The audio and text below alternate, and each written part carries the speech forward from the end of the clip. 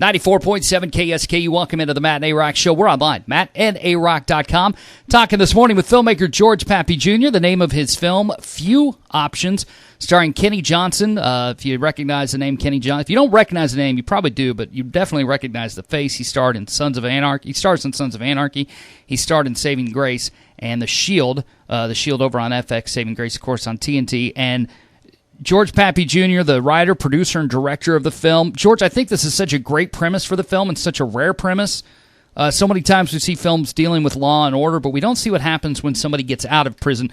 Tell us a little bit about your inspiration for this film.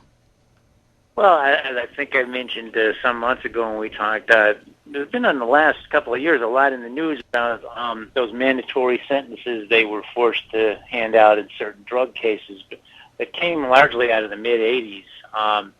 And at this point, I mean, some of these people have been rotting away in prison for one stupid mistake they made when they were really young, and they end up being like way down the food chain in terms of the overall crime that was committed, but they weren't able to make a deal, and so they get sent to prison for 25 years. And even a lot of these judges, even the really conservative-leaning ones, have come out and said, we really want this law changed. We feel terrible, but our hands were tied. We had to hand these sentences down. And Kenny plays a character just like that. You know, life ruined by one mistake. Yeah. You know, and so I just the whole time when I hear a story like that, I think, well, gee, I wonder what it would be like to be that guy. And then what do you do? You know, what does that mean? You know, so that's where it came from. Well, and you get the vision of a person that feels more trapped out of prison in some ways than he did in prison. Oh, absolutely.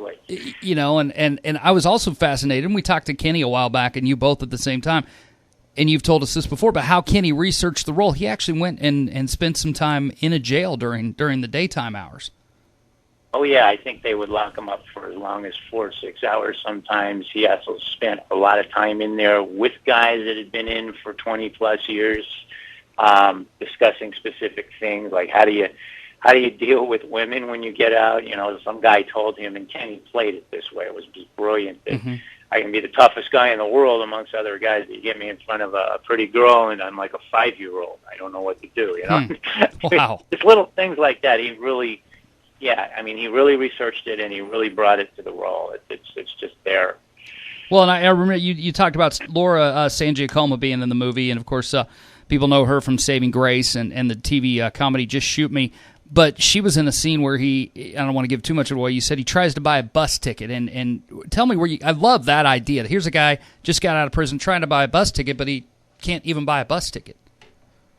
Yeah, it's part of this whole thing where he winds up working for the same guys he went to prison for in the first place, and he finds out real quickly that it's not a job he wants. He's trying to go a different way with his life, but he can't get out of town because he has no money, and his ID got lost somehow. When you've been in prison that long, what happens to all your paperwork?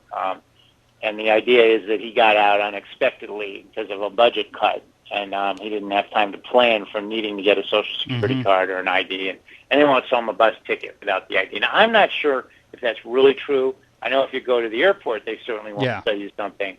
I think the TSA kind of oversees buses. Whether it's true or not, most people, I think, in the heat of the moment while watching a movie would believe it. Well, and I think in this day and age, it probably would be true.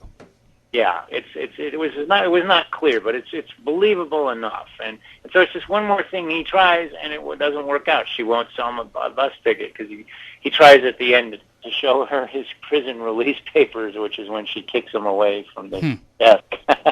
That scene I think is a brilliant idea. It just, I think encapsulates all the frustrations that this film is trying to show, and I can't wait to see the movie. Kenny is a brilliant actor, as you know, we've talked about that. And let me ask you this. Now that you're almost finished, are you still working on the movie some, or have you finished the editing and now it's just working on releases? Or getting it released? In theory, it should be entirely working on release. As I think I told you last time we talked, these little unexpected things came up. I had another one about 3 weeks ago where now that we've made some sales to European countries, they have a different video system. Yeah.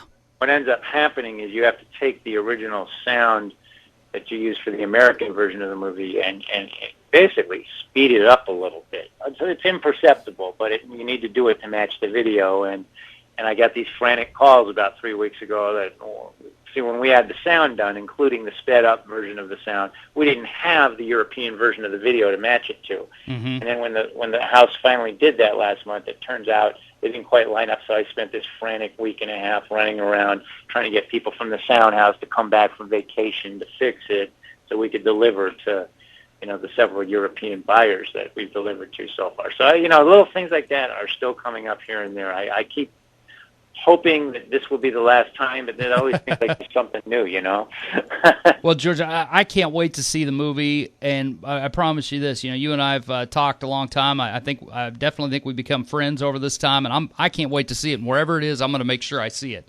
And make sure to let you and everyone else know. Your best bet is check periodically on the Facebook page, because any news whatsoever, I will post it there. And we're going to link up that Facebook page once again on matineerock.com and also on our Facebook page. And the film stars Kenny Johnson. It's written, produced, and directed by George Pappy Jr. And George, when you're done with this, do you have any other events right now, any other projects on the horizon, or are you just too consumed with few options right now? Well, actually, I have been working on my next script for the last few months. It's something I got to write this fall. And then I've got another one in the pipeline that, we've got out there. And great.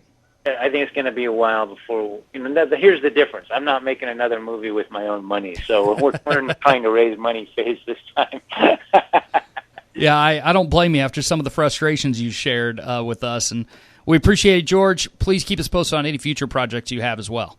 Thank you, man. All right, hang on the line just 1 second, George, before I let you go. That's George Pappy Jr., the name of the movie, Few Options. We'll get it linked up on Facebook once again and on matineerock.com.